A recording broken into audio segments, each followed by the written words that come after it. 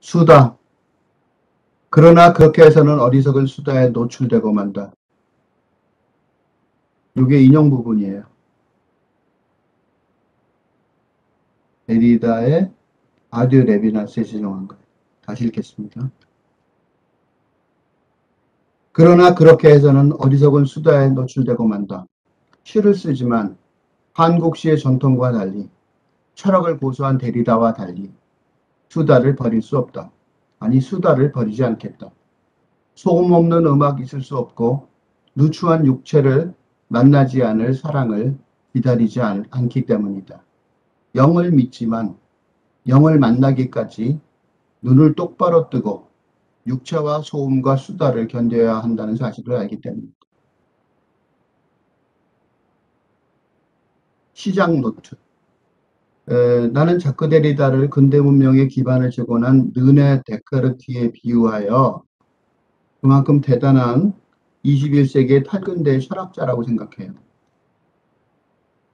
데리다와 T.S. 엘리엇을 대비하는 박사학위 논문을 쓴 뒤에도 학문적 연구에서 뿐만 아니라 한국문학의 평론집을 제목을 헤테론의 시대라고 붙일 만큼 데리다를 자주 인용했어요. 어느 학회에서 왜 데리다를 말하느냐는 날카로운 질문을 받았어요. 그에 대한 나의 대답은 우리가 이용하기에 가장 적합한 철학자이기 때문이라는 것이었어요. 내가 평가하기에 데리다는 서구 철학의 내부에서 서구 철학의 전통을 내파하는 사상가예요. 안에서 파괴하는. 이러한 데리다의 경향에 깊은 의구심을 품는 서구 철학자들이 많은 것도 사실이에요. 세계적인 철학자가 된 프랑스인 데리다에게 파리 소르본느 대학교에서 명예 박사 학위를 수여하려고 했어요. 그러니까 소르본느 대학교 교수들이 투표로 수료 여부를 결정하자고 들고 일어났던 적이 있을 정도예요. 명예 박사 학위는 그냥 정치가 애들도 주고 그냥 거의 뭐라 그럴까 물론 아무한테 주진 않지만 조금 이렇게 별로 모험을 제기하지 않는 그런 일종의 그 명예적인 어떤 행위인데 프랑스인 철학자, 그것도 세계적인 철학자한테 주는 걸 반대하자는 걸 보면 반대하는 사람이 많아. 뭐 그렇지만 어쨌든 통과는 됐어요. 뭐 7대 3인가 그 정도로 그러니까 30 엄청나게 많은 숫자가 그 반감을 갖고 있었다는 소리죠. 그러니까 내파의 철학자라는 판단이 과히 틀리지 않은 것 같아요. 왜냐하면 데리다가 이분법의 정당성을 의무시하는 게 대표적인 그 데리다의 그 논리인데 이러한 글쓰기의 전략이야말로 그 TF, 트루포스, 옳고 그름, 이 플러스 마이너스 이게 논리학에 우리가 말하는 논리학 그럼 전부 다 이거거든요. 이게 기반을 뿌리채부터 흔들어 버리거든요.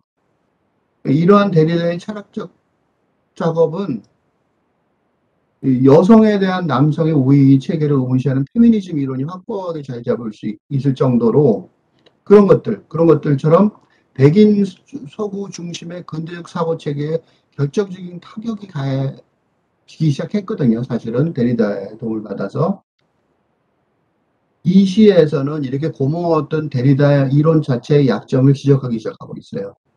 그러나 그렇게 해서는 어리석은 수다에 노출되고 만다. 이게 이제 일행인데 이 시에 이거는 1년의 일행은 데리다에 번역된 저서에 인용된 문장이에요. 그래서 이 시가 데리다가 수다를 저하는 이유를 의심하고 있어요. 데리다의 글은 아주 난해하게 이럴 데 없어서 왜냐하면 왜 난해하냐면 근대에 난해하니까 너무 난해하니까 수다까지 하면 잘 안 들릴 거다, 잘 읽기 어려울 거다고 생각하는 이유를 알겠어요. 난해하기 때문에 이제 수다를 저하는 거겠죠. 충분히 이해가 된단 말이죠. 왜 난해하냐면 근대 이분법적 체계가 있는데 그게 정상적인 체계고 지금까지 있었던 체계인데 그걸 레파를 하려면 안에서 파견하려니까 근대적 그 형식은 근대적 글쓰기 형식이거든요.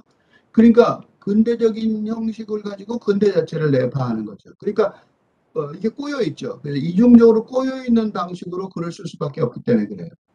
그러니까 근대 세계가 문제가 있다고 근대적인 방식으로 쓰는 거죠. 그러니까 난해하기를 떴고 그러니까 데리다는 수다를 하면 정말로 무슨 소리인지 모르게 될 거라고 생각하는 거죠.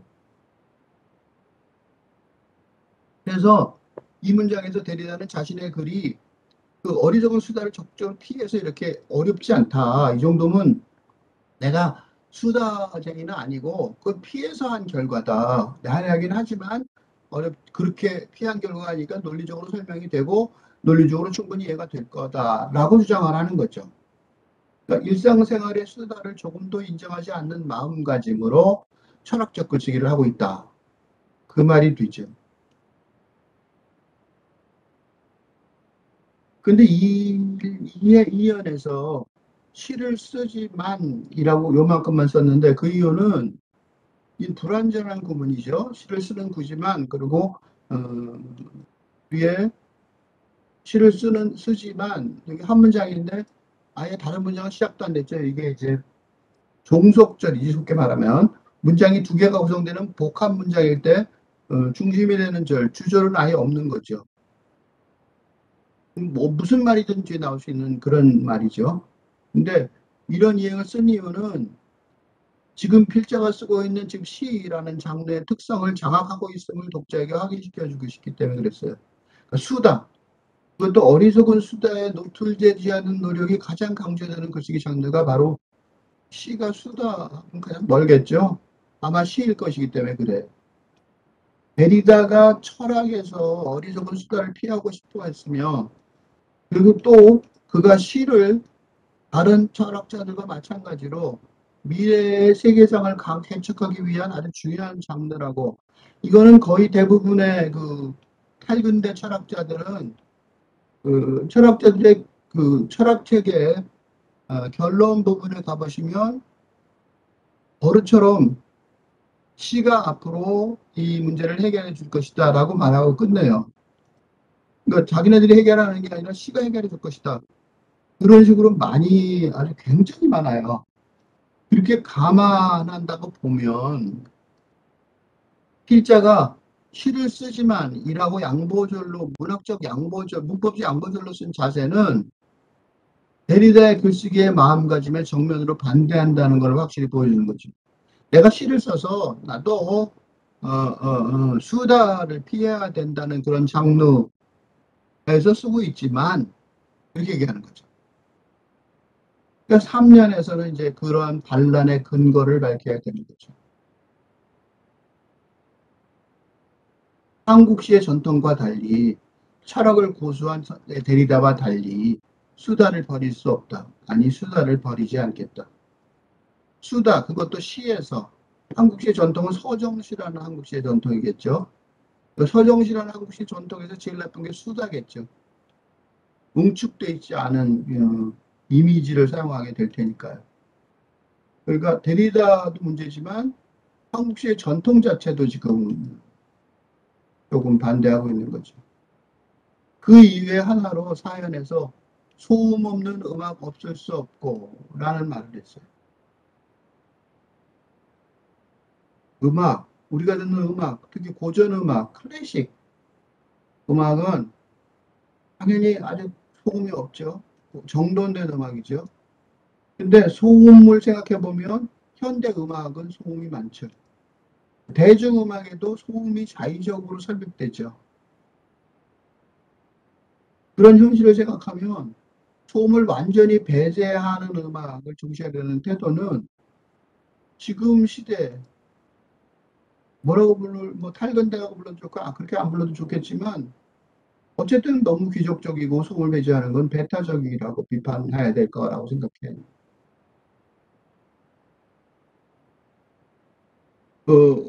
오연에서는 이런 소음 철학을 현실 속의 논리로 확장을 해요.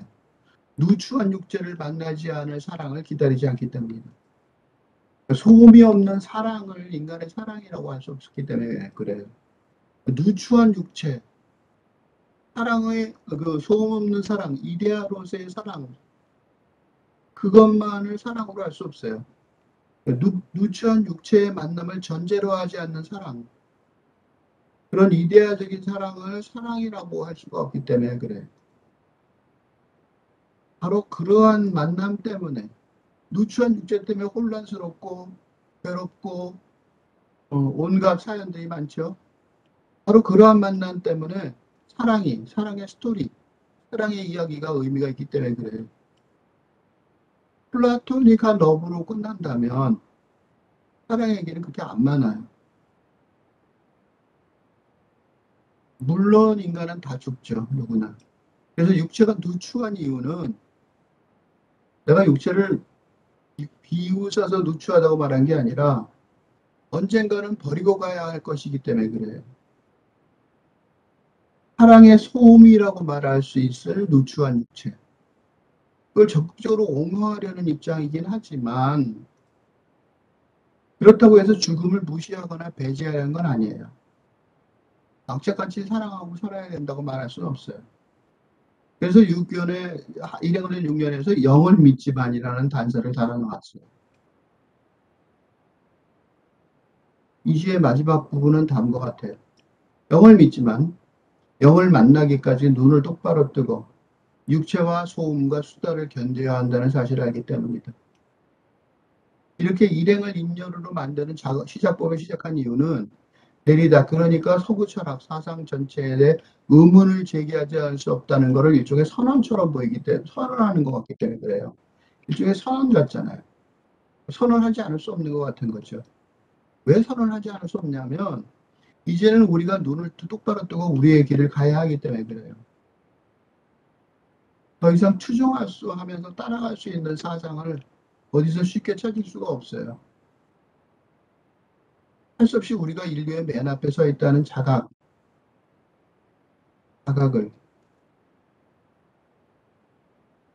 인류가 우리가 맨 앞에 서 있다는 자각, 이 자세로 시를 쓰기 시작해야 될 것이라는 점을 깨달았다는 선언이기도 해요. 그리고 같이 그렇게 하자고 요청하는 거예요. 다른 시인들, 다른 지식인들, 다른 사람들에게.